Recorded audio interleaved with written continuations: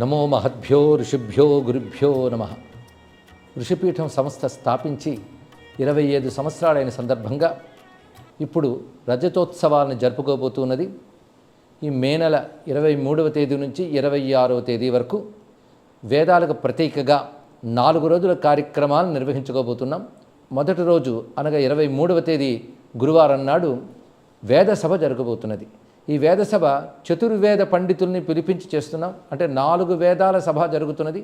అందులో ఘన, క్రమ, పద ఇత్యాది పాఠాలతో కూడినటువంటి పండితులను సత్కరించుకోవడం విశేషమైన అంశం. అటు తర్వాత 24వ తేదీన గంగావతరణం అనే నృత్య రూపకం ప్రదర్శించబడుతున్నది.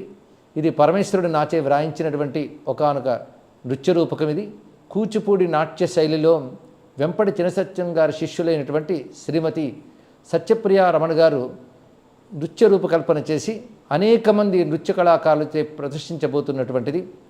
అటువంటి గంగావతరణ కార్యక్రమం 24వ తేదీన సాయంత్రం 6 గంటలకు జరగబోతున్నది. 25వ తేదీన స్వరశ్రీ ఋషిపీఠ పురస్కార గ్రహీత గరిమెళ్ళ బాలకృష్ణ ప్రసాద్ గారు వారి శిష్యులతో కలిసి శివపదాన్ని గానం చేయబోతున్నారు. ఈ శివపద గానాలకి రచయితనైన నాచేతనే వ్యాఖ్యానం చెప్పించే అవకాశం కూడా లభిస్తున్నది. ఆ వ్యాఖ్యానంతో ఈ గానాన్ని వినవచ్చు. ఇది 25వ తేదీ సాయంత్రం 6 గంటలకు జరుగుతున్నది.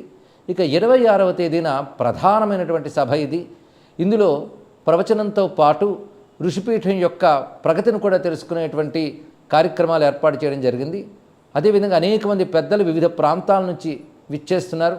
ఋషిపీఠంని ఆదరించేటువంటి పెద్దలు, ఋషిపీఠ నిర్వహణలో ప్రధానమైన బాధ్యత వహించినటువంటి వారందరినీ ఋషిపీఠ ఆత్మీయంగా సత్కరించకపోతూ ఉన్నది 26వ తేదీ అనగా ఆదివారం నాడు మే నెల సాయంకాలం 6 గంటలకు.